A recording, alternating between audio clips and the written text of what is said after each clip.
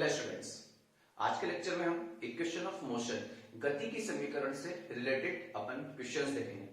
उससे पहले अपन देखते हैं कि किस टाइम पर अपन को कौन सी इक्वेशन यूज करनी है। अब आप सबको पता है, मैंने बात करी थी कि इक्वेशन ऑफ मोशन को अपन दो कंडीशन में डिस्कस करेंगे।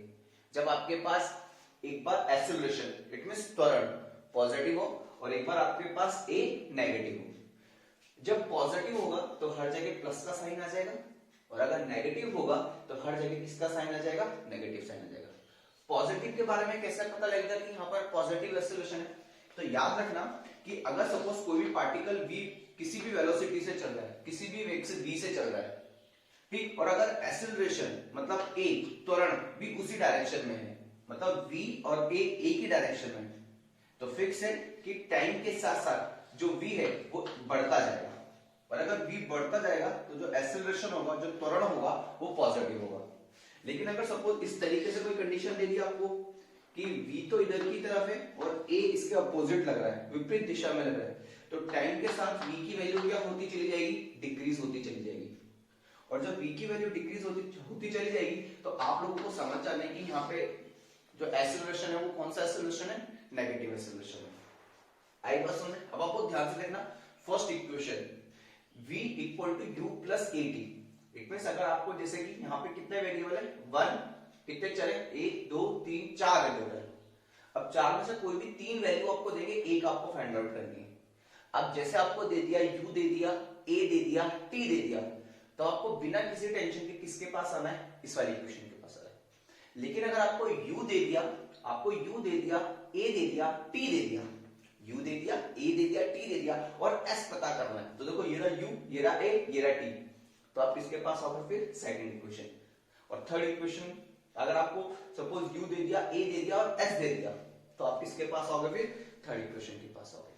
और ये इक्वेशन तो याद रखना, किसी भी एक सेकंड पे पूछेगा वो कि पांचवें सेकंड पर या फिफ्थ सेकंड पर उसने कितना डिस्टेंस चला, या सेवंथ सेकंड पर, ठीक है ना, सातवें सेकंड में उसने कितना डिस्टेंस चला, तब अपन को ये इक्वेशन यूज करनी है। जब वो सेवंथ, सातवें, चौथे इस तरीके की बात करें तब अपन को ये इक्वेशन यूज करनी है। अगली बात समझ में? और सिंपल सा याद रखो कि अगर टाइम दे रखा है तो फिक्स है ऊपर की दोनों में से कोई ना कोई एक तो आएगी। लेकिन अगर टाइम नहीं दे रखा है क्वेश्चन में तो फिर अपन को कौन सी यूज करनी है, देखो लास्ट वाली क्वेश्चन में टाइम नहीं है कहीं पर भी। तो ये जो कुछ बेसिक चीजें जिससे अपन को पता रहेगा कि अपन को कौन से टाइम पर कौन सी इक्वेशन क्या करनी है, यूज करनी है। आई बात समझ में आप सभी को? अब आप बहुत ध्यान से देखना, अब मैंने आप लोगों को क्वेश्चंस भेजे थे, अपन पहले उन्हीं क्वेश्चंस पे क्या करते हैं, डिस्कस करते हैं। चलो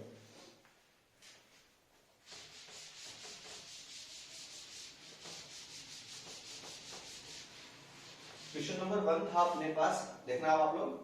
क्वेश्चन नंबर 1 था, if the initial velocity of A particle is u, मतलब आपको किसी भी कण का प्रारंभिक वेग दे रखा है u, मतलब अपन को u दे रखा है, ठीक है ना,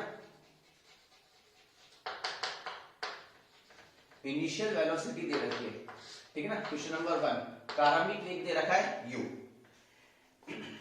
and in the same direction.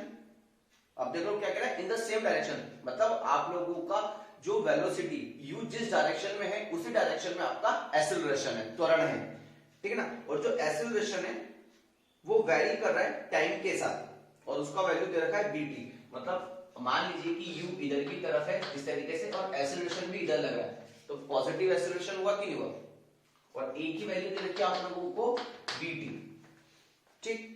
Determine the velocity of the particle at time t। अब t टाइम के बाद, अब आपको t टाइम के बाद उसकी वेलोसिटी पता करनी है, तो ये जो वेलोसिटी होगी ये कौन सी वेलोसिटी होगी, फाइनल वेलोसिटी होगी कि नहीं होगी, अंतिम वेग होगा कि नहीं होगा। आगे बस में क्वेश्चन क्या कह रहा है, अपन को एक कण है जिसका प्रारंभिक वेग दे रखा है, त्वरण दे रखा है a बराबर vt, तो t समय पश्चात अपन को कण का क्या पता करना है, वेग पता करना है। तो आपको ध्यान से देखना, यहाँ पे a इक्वल टू bt है, ठीक, आपके पास t है, v है, u है। अब आपको ध्यान से देखना, तो a इक्वल टू आपके पास कितना दे रखा है, bt, तो a कितना हो जाएगा, ये हो जाएगा आपके पास dv अपॉन में dt इक्वल टू कितना हो जाएगा, bt।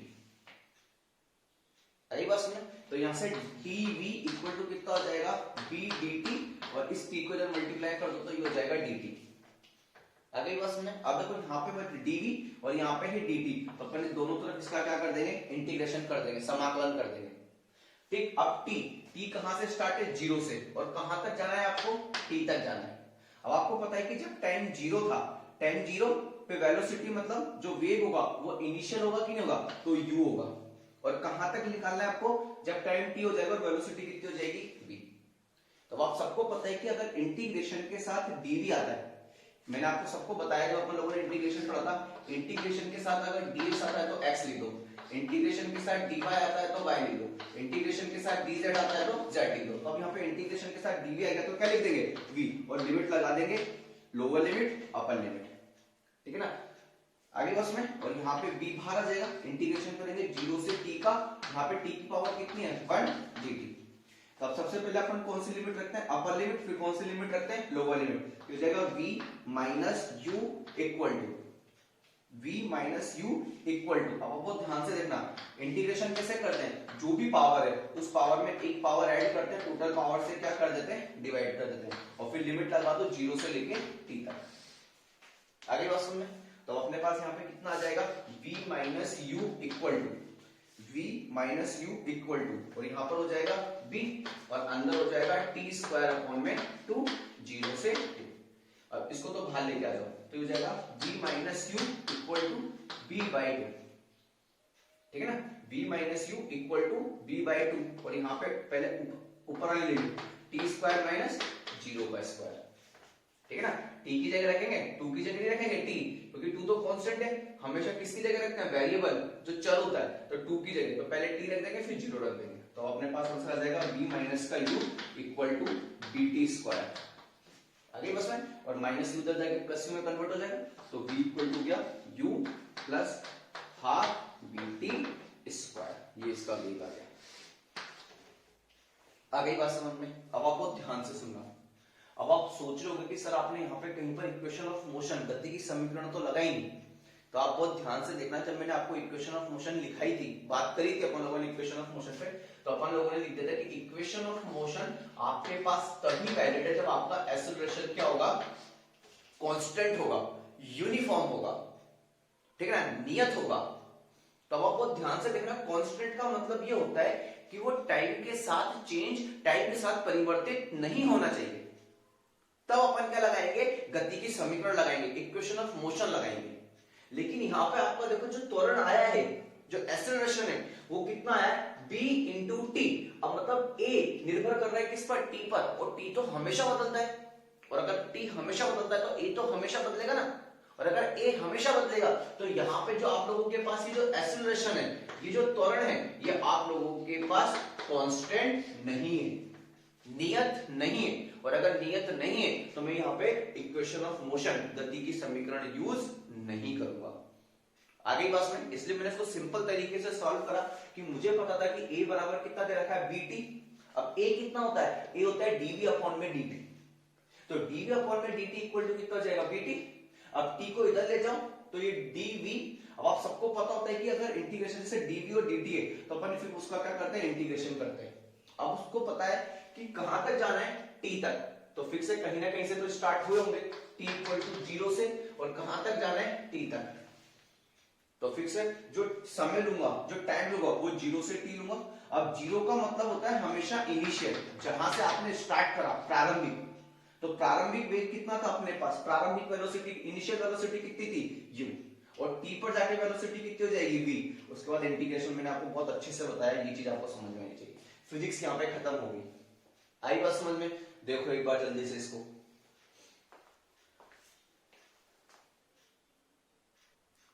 ठीक है। आगे चले आप, नेक्स्ट क्वेश्चन देखना आप, नेक्स्ट क्वेश्चन करते हैं मतलब।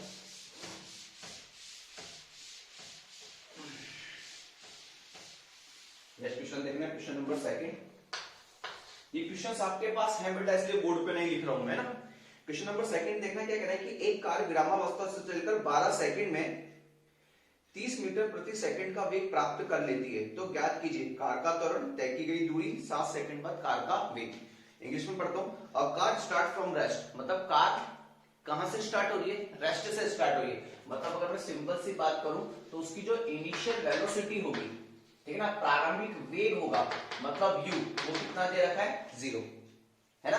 फिर उसके बाद क्या कह रहा है, and attained velocity of 30 metre पर सेकेंड, और उसने कितनी वेलोसिटी ले ली 30, मतलब आपको क्या दे दिया फाइनल वेलोसिटी दे दी, और फाइनल वेलोसिटी कितनी दे दी उन्होंने 30 मीटर पर सेकेंड। ये v होता है कि नहीं होता है?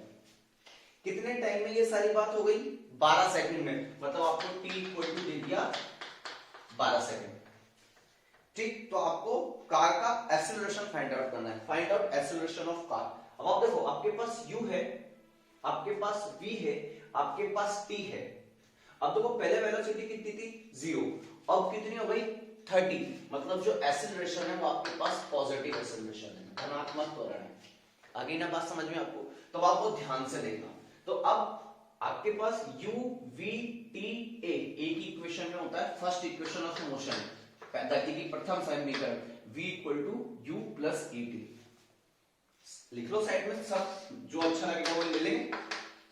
ये देखो u s equal to ut plus half a t square, v square equal to u square plus 2ax। अब आप देखो v u a t, v u a t, अब a तो अपन को पता करना ही सही, बाकी सब अपने पास है। अब देखो u कितना था 0, तब आप लोगों के पास ऐसे v इक्वल टू कितना बचेगा 80। अब आपको क्या पता करना है a, तो a बराबर कितना हो जाएगा v अपॉन में t। अब v की वैल्यू कितनी है आपके पास 30, इसकी वैल्यू कितनी है 12। आई बात समझ में आप सभी को? ठीक, तो अगर अपन इसको 3 से करेंगे तो ये 10 टाइम चला जाएगा, और ये कितने टाइम चला जाएगा 4 टाइम, फिर ये कितने टाइम चला जाएगा 2 टाइम, फिर कितने टाइम चला जाएगा 5 टाइम, फिर कितने टाइम चला जाएगा 2.5। तो अपने पास जो एक्सेलरेशन आ जाएगा वो आ जाएगा 2.5 मीटर पर सेकेंड स्क्वायर। एक क्वेश्चन तो ये हो गया आपने से, पहला बात समझ में आई कि नहीं आपको? फिर वो क्या पूछ रहा है आपसे, total distance covered by car, मतलब कार द्वारा तय की गई कुल दूरी, मतलब इस 12 सेकंड में उसने कितनी दूरी चल ली। आगे बस अब आपको क्या याद करना है s, क्या फाइंड आउट करना है s। तो आपके पास u है t है और a की वैल्यू अपन ने कैलकुलेट कर ली, तो u है t है a है, और ठीक है ना। अब आप देख लो ये रहा u है t है a है, क्या मैं s पता नहीं कर सकता? तो अब आप अपन फॉर्मूला लगाएंगे, क्या s equal to ut plus half a t square. अब देखो u तो 0 है ना, और कितने सेकंड के लिए 12 सेकंड के लिए, तो 0 इंटू 12 0, तो मेरे पास हाफ ए टी स्क्वायर तो हो जाएगा, तो s इक्वल टू जाएगा 1/2, a की वैल्यू कितनी है 2.5, और t स्क्वायर कितना हो जाएगा 12 इंटू 12 हो जाएगा। आगे बात समझ में? तो यहां से अगर अपन इसको सॉल्व करते हैं तो नीचे 10 लिख दो, ठीक है ना, और ये से कितने टाइम चला जाएगा 6 टाइम चला जाएगा कि नहीं चला जाएगा। ठीक, अब अपने पास यहाँ पे कितना बचेगा, ये 5 से कितने टाइम चला जाएगा, ये चला, यहाँ पे बचेगा 2, और यहाँ पे बचेगा कितना 5, और यहाँ पे इससे कितने टाइम चला जाएगा 6 टाइम, तो ये होगा 36, या फिर इसको ये हो जाएगा, ये कितना जाएगा 30, ठीक है ना, और फिर 30 में ये 6 कर देंगे तो कितना हो जाएगा 180। तो आपके पास s इक्वल टू कितना जाएगा, s इक्वल टू जाएगा आपके पास 180 मीटर। करो एक बार देखो, ये हो जाएगा 30, ठीक है ना, और ये 30 को 6 से मल्टीप्लाई करेंगे तो कितना आएगा 180 आएगा कि नहीं आएगा, तो ये हो जाएगा 180 मीटर। मतलब 12 सेकंड में वो कितना डिस्टेंस चलेगा 180 मीटर का डिस्टेंस चलेगा। आई बात सुन ले। नेक्स्ट क्वेश्चन क्या कह रहा है, velocity of car after 7 second, मतलब 7 सेकंड के बाद कार का वेग क्या होगा। तो आप देखो v याद करना है, v अब आपको v याद फाइंड आउट करना है, ठीक है ना। 7 सेकंड बाद पूछ रहा है वो, ये कितने सेकंड बाद है 12 सेकंड बाद, लेकिन वो 7वें सेकंड पे पूछ रहा है। आगे बस में मतलब 0 पे तो कितना था 0 प्रारंभ, मतलब t इक्वल टू 0 था, तब इनिशियल कितना था 0। अब t इक्वल टू 7 हो गया तो अपन को v पता करना है। ये v किसके लिए दे रखा है 12 सेकंड के लिए। आगे बात समझ में, कोई डाउट नहीं है? तब आपको ध्यान से देखना, मैं फर्स्ट इक्वेशन यूज कर लेता हूं। क्यों? क्योंकि मेरे पास v है, u है, a है, t है। u तो कितना हो जाएगा 0 और t कितना हो जाएगा 7, क्योंकि 7th सेकंड पर 7वें सेकंड पर 7 मतलब 7 सेकंड बाद मुझे वेग पता करना है, तो कितना हो जाएगा v equal to u plus a t। u तो 0, इनिशियल 0। अब मेरे पास v इक्वल टू a कितना है 2.5 और t कितना है मुझे 7, तो अभी कितना जाएगा अपन लोगों के पास, देख लो आप, मल्टीप्लाई करो इसको, तो हो जाएगा 7 35 का 3 14, तो हो जाएगा 17.5 मीटर पर सेकेंड। ठीक है ना, ये देखो और देखो कम ही आएगा, क्यों, क्योंकि बढ़ता जा रहा है। तो 7 पे इतना हो जाएगा, 8 पे फिर और बढ़ेगा और बढ़ेगा, वहां तक जाते जाते कितना हो जाएगा 30 मीटर पर सेकंड हो जाएगा। आएंगे ये बात समझ में आप सभी को? देखो इसको जल्दी से एक बार,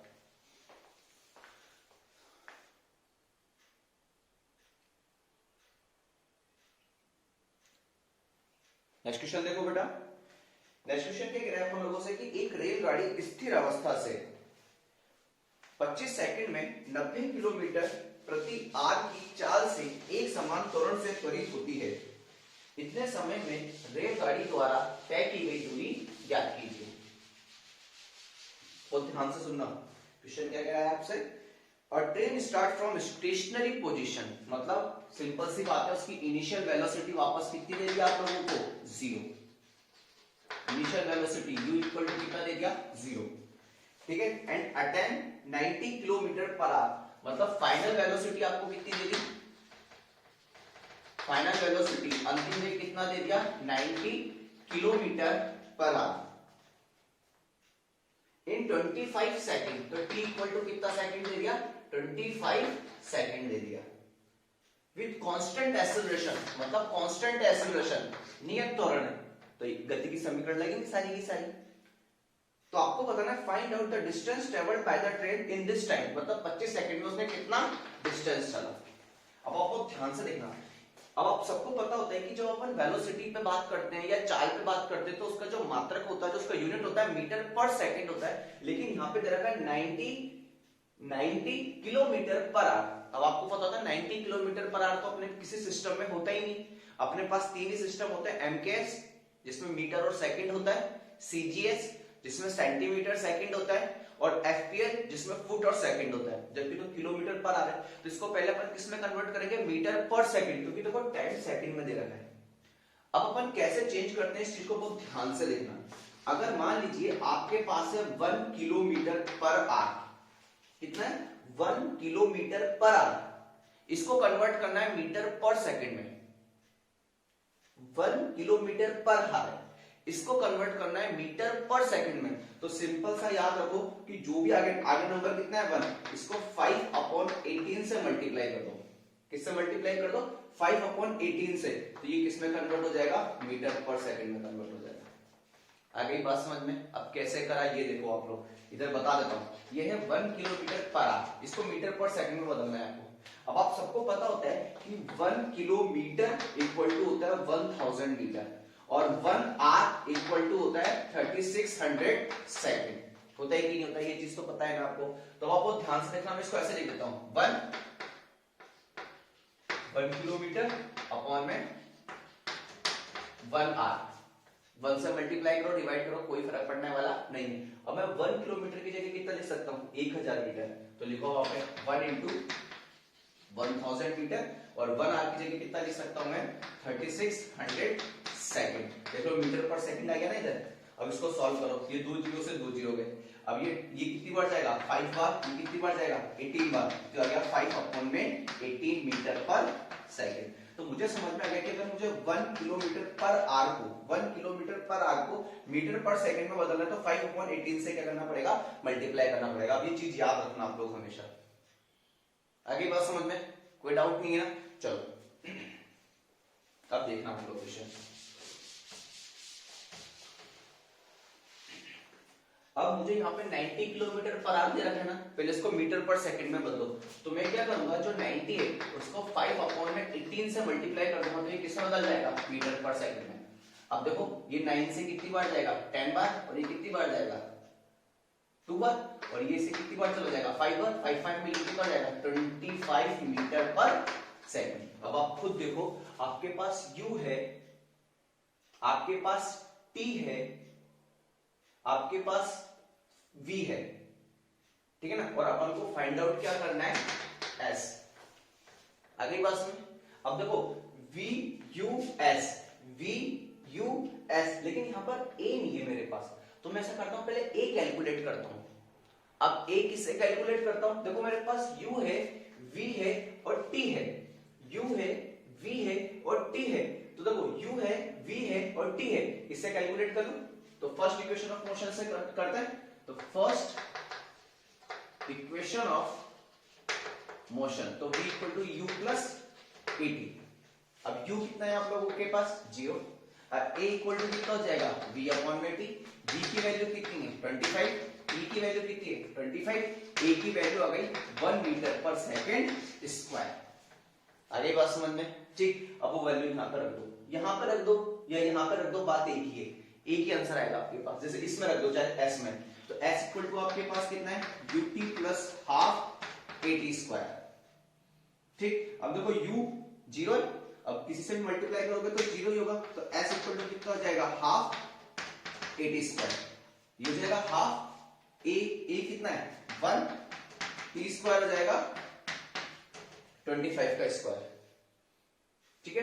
तो s इक्वल टू कितना हो जाएगा आप लोगों के पास, यहाँ पे देखना, ये हो जाएगा 625 अपॉन में 2, तो इससे ये कितनी बार जाएगा 312.5, तो आप लोगों के पास s इक्वल टू कितना जाएगा 312.5 मीटर।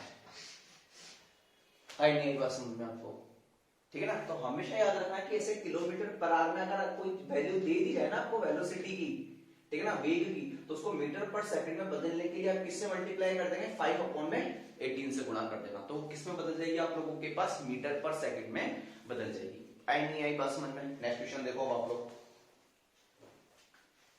नेक्स्ट क्वेश्चन देखना,